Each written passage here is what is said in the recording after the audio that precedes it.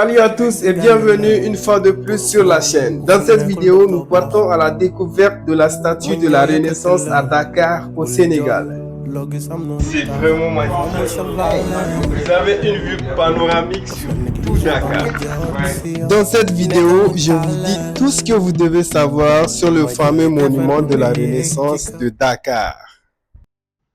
Et voilà où tout a commencé, où j'ai demandé la permission à Lala de me laisser partir. Puis nous sommes arrivés un peu en retard à l'aéroport. Heureusement, j'avais pas raté le vol. On est descendu à l'aéroport Blaise Diagne aux environs de 19h et la valise que j'attendais n'est toujours pas sortie. Attends, il faut que j'appelle le gars de Skyroom. La chance touristique, on est tombé nez à nez avec le stade du Sénégal, qui était sur l'autoroute qui menait dans la ville de Dakar. Et voilà, une chambre magnifique que j'ai occupée là, 400 000 jours de toute ma life. Il y a eu beaucoup de choses qui se sont passées dans la chambre là. Ouais.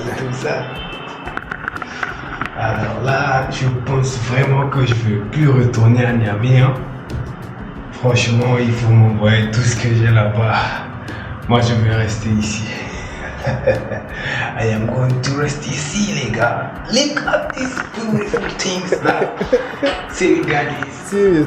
Une matinée sexy, un vrai bleu à Dakar, assis en attendant la visite du monument de la Renaissance de Dakar.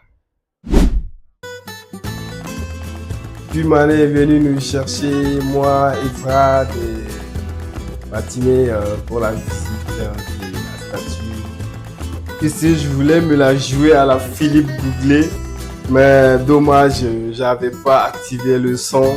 Du coup, vous ne voyez que l'image. L'idée du monument de la Renaissance africaine a été initiée par l'ancien président sénégalais Abdoulaye Wade. Cette statue monumentale en bronze de 49 mètres de haut, située dans la capitale, elle devait en fait symboliser la libération de l'Afrique et évidemment rivaliser avec la statue de la liberté et celui de la Tour Eiffel en tant que destination touristique.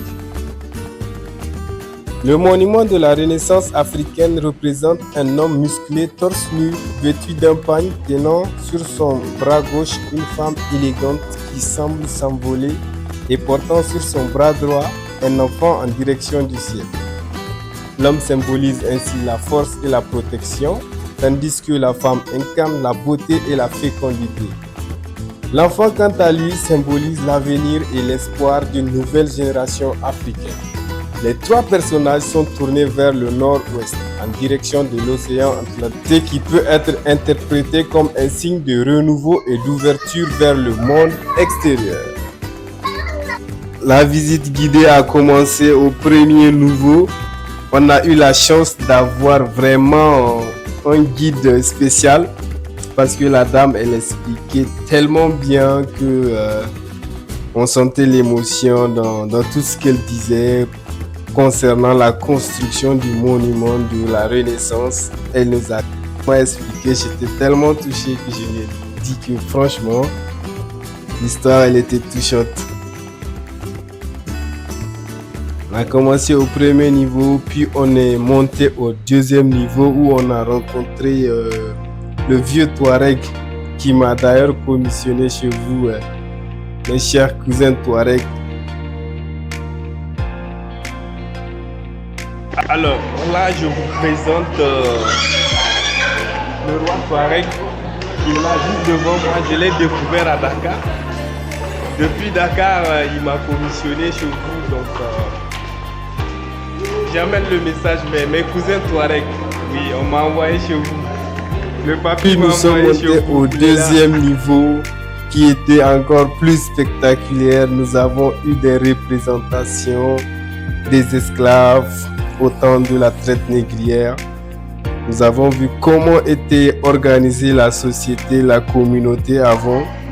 On nous a carrément expliqué chacun avait son rôle dans la société. Tous ces gens que vous voyez constituaient la société d'autrefois et c'est vraiment touchant. Puis ici, c'est la salle de cadeaux où chaque pays a offert un cadeau. Chaque pays de l'Afrique a une représentation dans cette salle que vous voyez. C'est ici que la dame nous a expliqué comment était perçu le monument, combien le bébé faisait 20 tonnes, le papa faisait 100 tonnes, la maman faisait 70 tonnes. Nous sommes actuellement dans la tête de la statue de la Renaissance et je vous assure que c'est vraiment magnifique.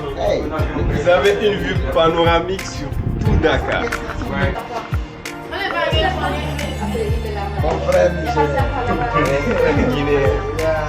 Sérieux, l'Afrique, nous n'avons rien à envier, je pense, à l'Occident. Sincèrement, je ne vois pas ce que nous envions aux Occidentaux. Moi, j'ai beaucoup aimé la ville de Dakar. Jusqu'à, je me suis dit, bon, même si je devais partir en exode, est-ce que j'irais pas tenter ma chance au Sénégal? Allez, donnez-moi des conseils dans les commentaires. Dois-je venir en exode au Sénégal? Et qu'est-ce qu'on fait la nuit? Eh ben, on se balade, ma nigga. Avec le frérot Oussou qui a vraiment tout fait. Merci mon gars, sur depuis Dakar. Et là, on passait juste à côté de son excellence, monsieur Dioman. À côté de chez Bachir, c'est juste la présidence du Sénégal que vous voyez, le mur.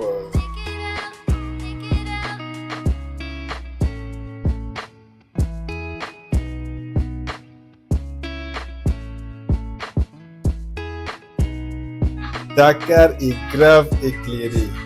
En plus, il y a des bâtiments, il y a des buildings partout. On ne dirait pas l'Afrique.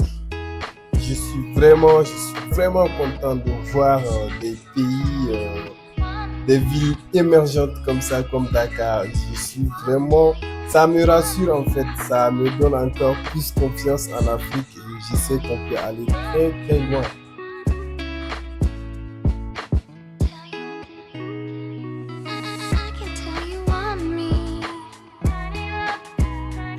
Et c'était sur ce que a pris fin cette belle balade. On s'était bien amusé en tout cas. Merci au refrain Oussou. Merci à Fatimé qui était également dans la caisse. Elle était dans la voiture, Fatimé. Également, bien de choses à tous les Sénégalais. J'ai vraiment kiffé votre pays. Et mon gars Bedezo, Bouba, t'as vraiment un très beau pays. Disons que nous avons un très beau pays, nous avons un très bel héritage que nous a laissé nos grands-parents. Donc, prenons-en soin, prenons-en soin. Sur ce, je vous dis ciao.